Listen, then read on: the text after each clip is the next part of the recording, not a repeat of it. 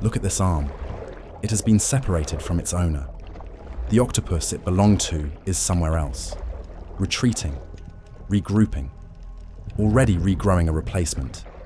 And yet this arm is still moving, still reaching, still responding to its environment, recoiling from touch, gripping objects, behaving as though nothing significant has happened.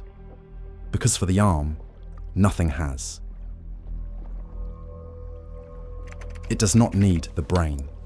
It never did. 2/3 of an octopus's 500 million neurons are not in its brain. They're in its arms. Each arm runs its own sensorimotor loops, makes its own local decisions, and can act without waiting for central approval. The brain sets the broad intention. The arms figure out the details themselves. You are looking at a piece of an animal that is smarter than it should be, distributed across 8 limbs, 3 hearts, and a genome that has more in common with yours than anyone expected. Everything you were taught about intelligence, that it lives in a brain, that it requires centralized processing, that it scales with the size of the organ doing the thinking, is a description of how vertebrates do it. The octopus never got that memo. It evolved intelligence from an entirely different starting point, arrived at something that looks, behaves, and in some respects, functions like vertebrate cognition, and did it using a nervous system architecture that shares almost nothing with ours. The octopus and the human last shared a common ancestor approximately 600 million years ago. That ancestor was probably something like a flatworm. Since then, the two lineages have been running completely separate evolutionary experiments in how to build a mind. The octopus result is 8 semi-independent arms, a central brain the size of a walnut, 3 hearts, blue blood, a lifespan of 1 to 2 years, and cognitive abilities that have repeatedly broken the models researchers built to measure them. The news from the Octopus Lab is never boring, and lately, it has been genuinely strange. Start with what the arms can do, because the arms are where the story begins. A 2025 study filmed 25 wild octopuses across 6 shallow water habitats and catalogued nearly 7,000 individual arm movements. What it found is that the 8 arms are not interchangeable. Front arms specialize in exploration, reaching into crevices, investigating objects, and gathering information. Rear arms handle locomotion. All 8 retain full behavioral flexibility and can switch roles when needed. But at rest, there is a division of labor running continuously, without the brain directing traffic, because the arms are directing themselves. Each arm contains a nerve cord running its full length with enough local processing power to initiate movement, respond to stimuli, and coordinate with neighboring arms, all without central input. Researchers describe the system as hierarchical distributed control. Local ganglia handle immediate sensorimotor decisions. The central brain sets strategic priorities and steps in for cross-arm coordination when required. The rest of the time, the brain is largely a passenger. This is the architecture that owl researchers are now studying. Current deep learning models concentrate processing in massive centralized networks that require enormous computational resources and struggle with real-time adaptation.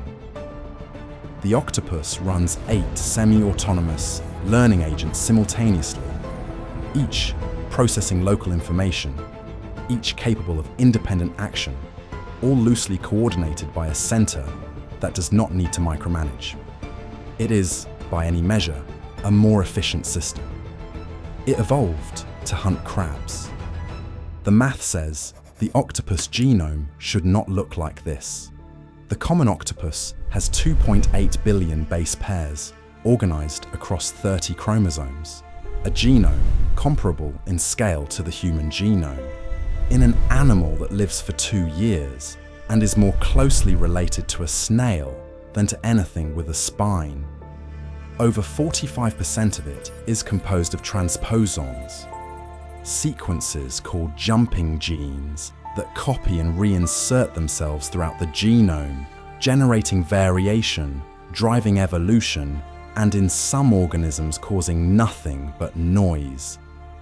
In 2022, researchers discovered that the same family of jumping genes active in the human hippocampus, the brain region responsible for learning and memory, is also active in the vertical lobe of the octopus brain, the structure that serves the same function. Not a similar family. The same family, called line elements, operates in the same way in 2 animals that last shared a common ancestor 600 million years ago. One researcher described seeing the signal under the microscope and literally jumping from their chair. Here is the part that reframes the entire picture. This is not convergent evolution producing similar structures through different mechanisms. This is the same molecular machinery, active in the same cognitive region, in 2 completely unrelated nervous systems. Which means either that line elements have a specific, conserved function in the evolution of intelligence that we do not yet understand, or that the octopus and the human are, at a molecular level, running similar cognitive software on completely different hardware.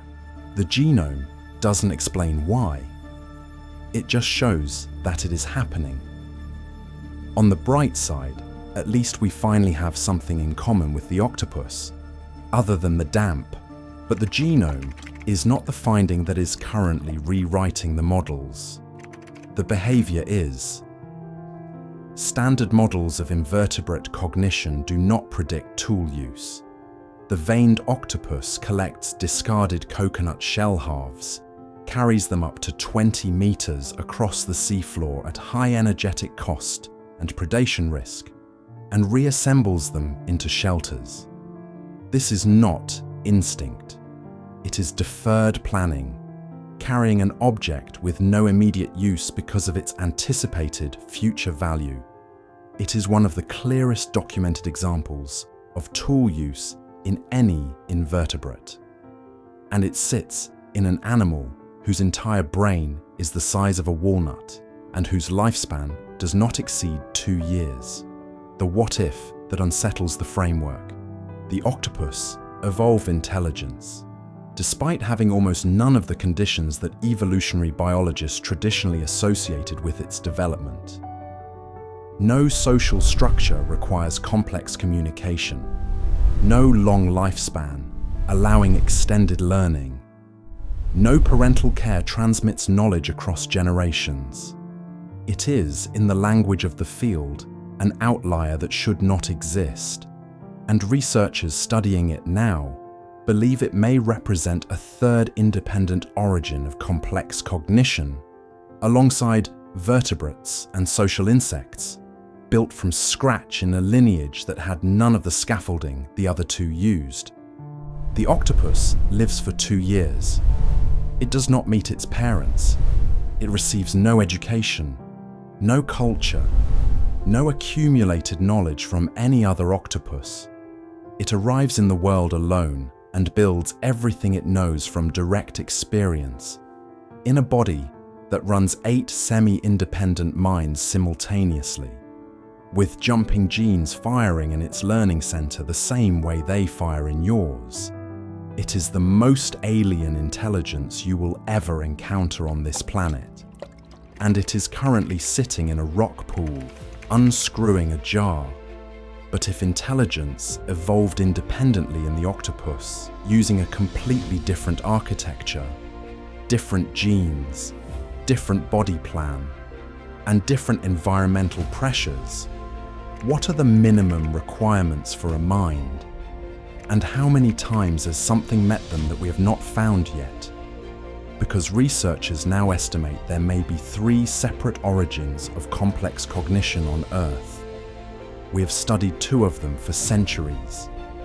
The third has been opening jars in tide pools the whole time, waiting for us to ask the right question.